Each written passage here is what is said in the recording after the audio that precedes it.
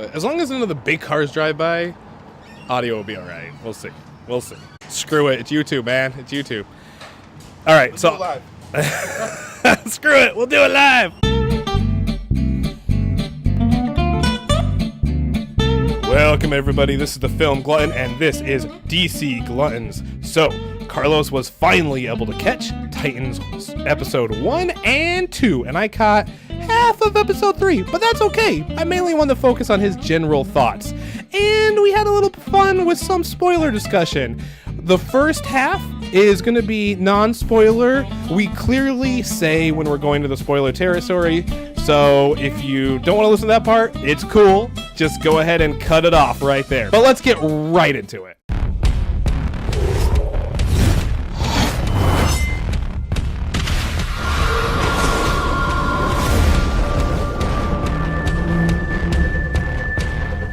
More than anything, I think Dick Grayson had such a good backstory, and I think you really hinted at that, and I thoroughly enjoyed it. Not as battering, but a Robin Wang, whatever it was called, that was really neat.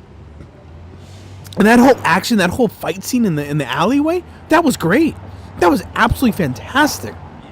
And then I'm kind of curious about the little girl. What was she was the one that played Raven. Sorry, we are tossing the mic back and forth, just so you know, guys. The one that played Raven. I'm curious about her. I like it how they show the crucifixes and they think that she thinks that she's possessed. Mm-hmm. And I like it how we're slowly starting to get a little bit more of that. And then throwing in Hawk and Dove or Hank and Dove, I thought was great. And he's like this macho man, guy. And she was, and her wings seems really cool, and how they were bulletproof and stuff. Overall, you do love the show. I do. I really enjoyed it. It's really well done. Aesthetically, it's good, and it's dark too. There's a couple moments in the first one like, wow, that's kind of gruesome. Yeah. It's pretty good.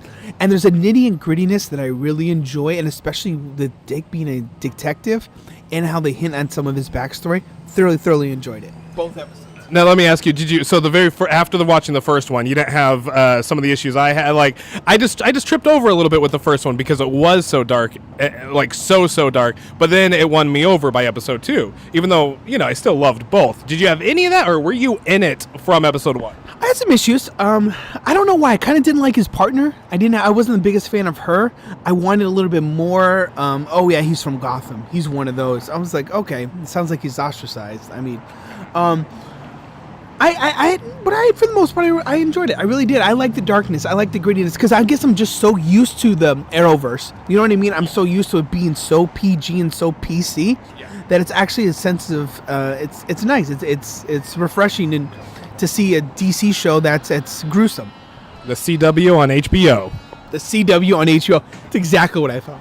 Okay, so far, which character are you most invested in? It sounds like, is it Dick Grayson? Or Dick Grayson's fantastic, absolutely. And the backstory that they showed aesthetically was great. But I like it how he's.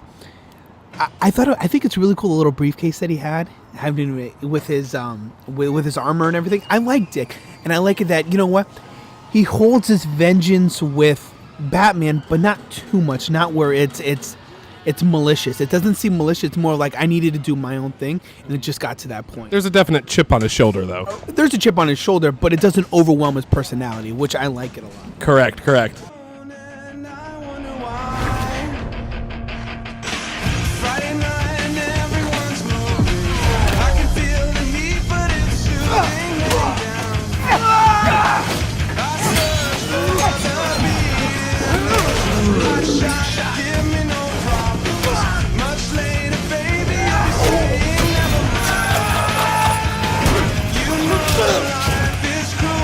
I will say that I watched the 3rd episode. There's more of the Dick Grayson stuff. There's more of the backstory.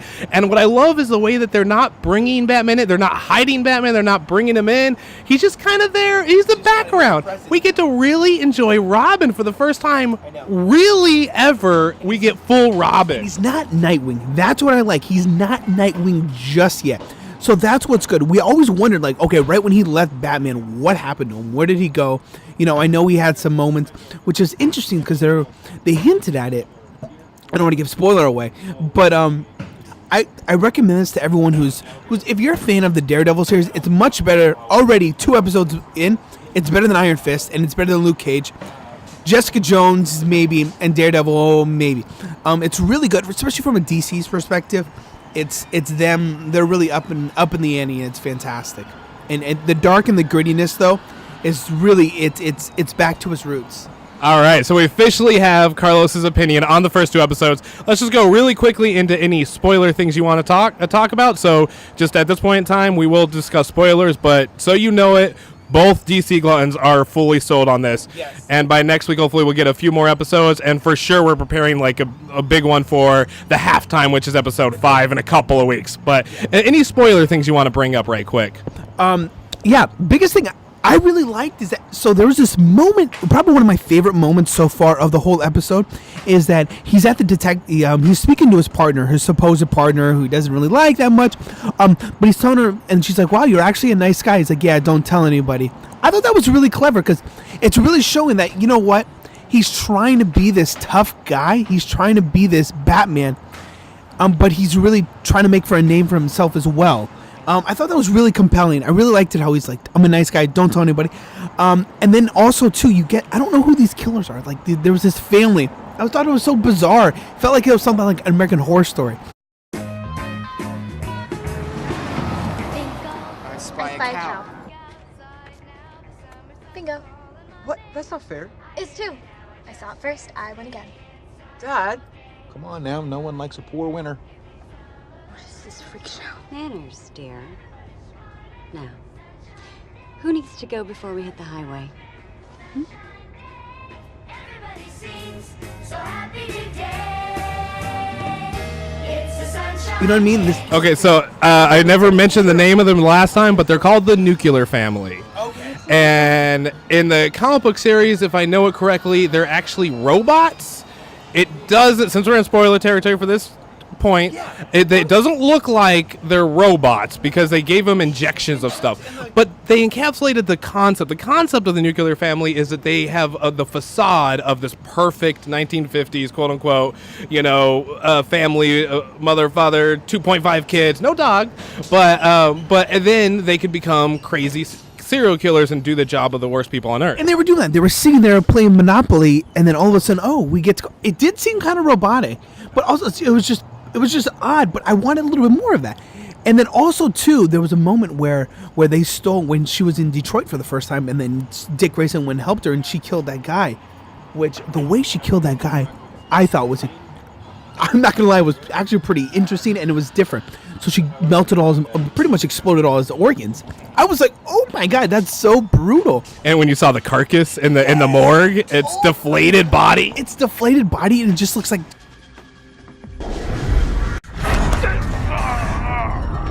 Rachel! Rachel! Rachel! Rachel, open the door!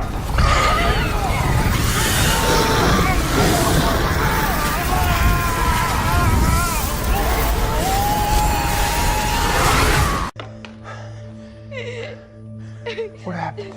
I don't know. just like flapping skin. I was like, oh my God, I can't believe they did that. And the guy making, I didn't like the guy making light of it. I was like, okay, that's all right. But still, that was cool. That was cool. Yeah. I love in episode 3. There's actually this great juxtaposition of the nuclear family driving their car like on a family road trip where they're singing music, they're listening to the radio, and I can't remember what song. I wish I would have looked at it right before this.